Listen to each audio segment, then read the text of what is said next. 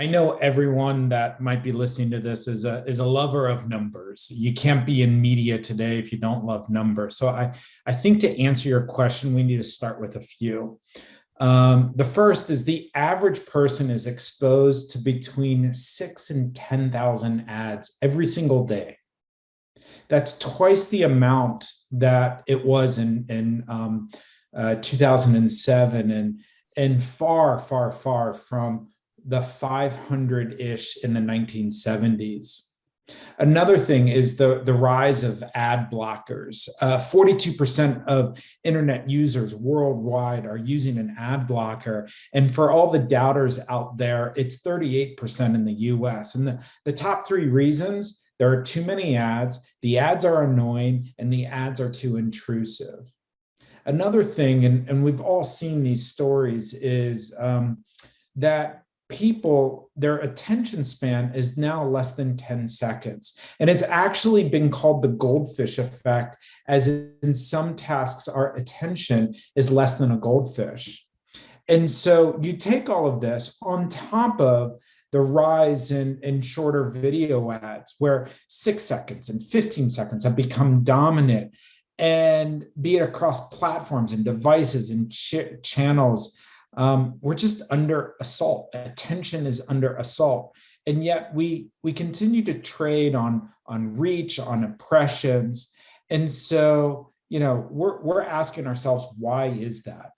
To me, I think it's a perfect time that we find change. And, you might think about change being difficult and change being hard, because when you change some of these underlying factors, the cost or the reach will not compare to historical deliveries.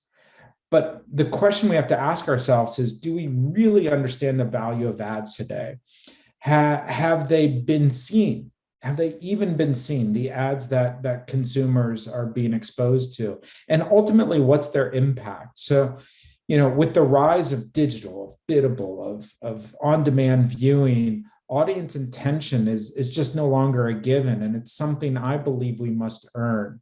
As consumers are switching off and skipping and switching over to SVOD and more fragmentation. I think what's worse about all of this is we all know it.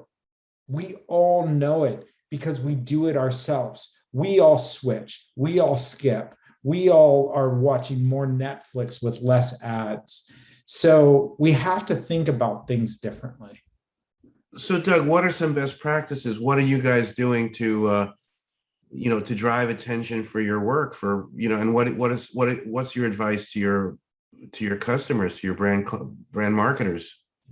Yeah, to address this, for the last 3 years at Dentsu, we've been really exploring with our clients and with media owners a couple of critical questions. First, how can we accurately compare the value of advertising across channels, platforms, and devices today, which then leads to, second, how we engage people in a way where advertising has an effect? And is there a better way to do so based on people's attention? Ultimately, what we want to answer is, what does this mean from an industry standard and the way we buy media? We've called this body of work the attention economy. And with attention under assault, I think we're collectively needing to create this new economy.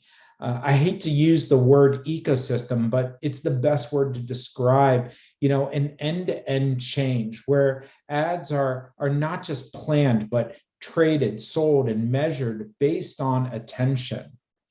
Our first go at looking at this was back in early 2019, where we wanted to better define and understand both the concept of attention and a couple of the factors that really drive it. So what we did is we established some panels in the US, UK, Australia with thousands of consumers across linear TV, in-feed social video, pre-roll ads on OTT platforms, and serving them both on mobile devices and on traditional TV sets. And at the same time, we asked all the panel members to download an app that automatically turned on devices' cameras when the ads were shown, so that we can collect screen data and viewability, eye gaze data to measure attention, and then short-term advertising strength data, which we measured by using a virtual store to understand uplift. And so we found two things in this work in 2019. First, an ad that is not seen is worthless. I think it's so simple in a statement. An ad that is not seen is worthless. But the way we see advertising and how it impacts effectiveness is really nuanced. A full gaze of an ad is not the only gaze that matters. Low gaze, a quick glance or a peripheral glance as you're co-viewing or doing something else, still actually provide considerable value. And this is true across all platforms. The second thing is we wanted to confirm that more of an ad that is seen is as equal to the effect of how long an ad is. And so really what we're trying to understand is more. You know, the effectiveness is closely related to how much of an ad is viewed and for how long it's viewed. But what's interesting as we delve into that is the impact of creative and of brand factors that have played to this, not just media in and of itself. So Doug, tell us about the metric of attention, sort of where that stands, what's actionable right now, and sort of what a roadmap might look like.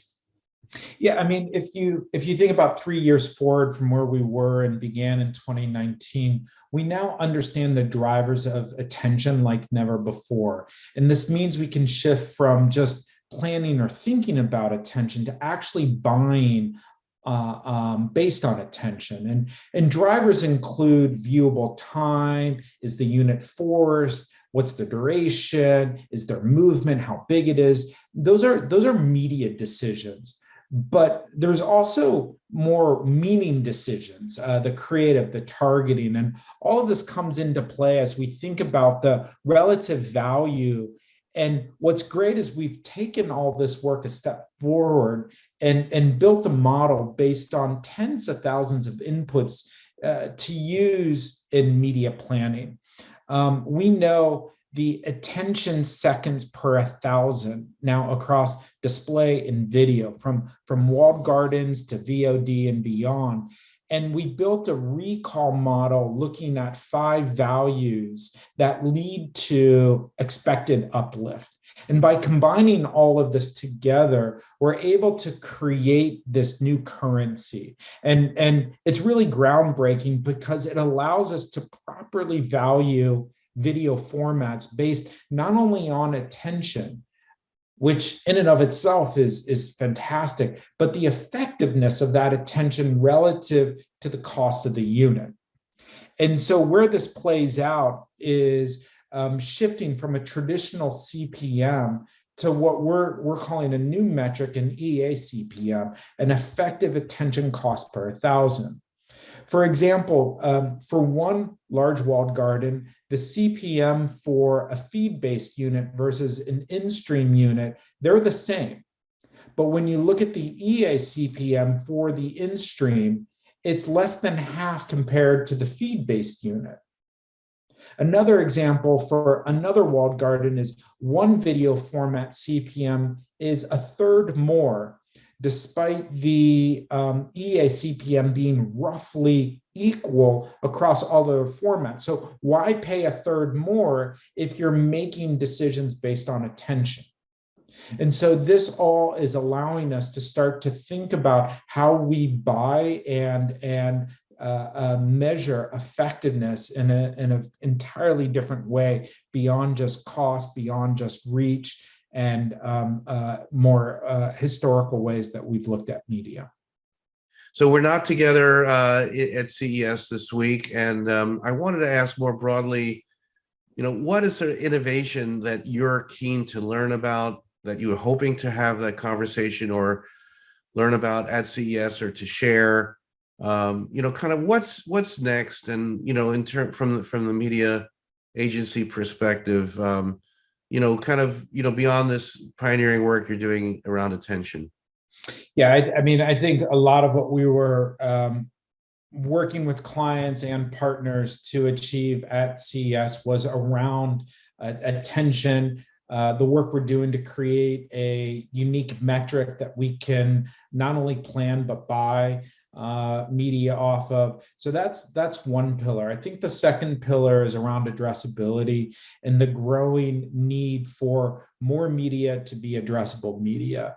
The connection of first-party data to media decisions, no matter the channel, no matter the mode in which we're buying, be it reservation or biddable.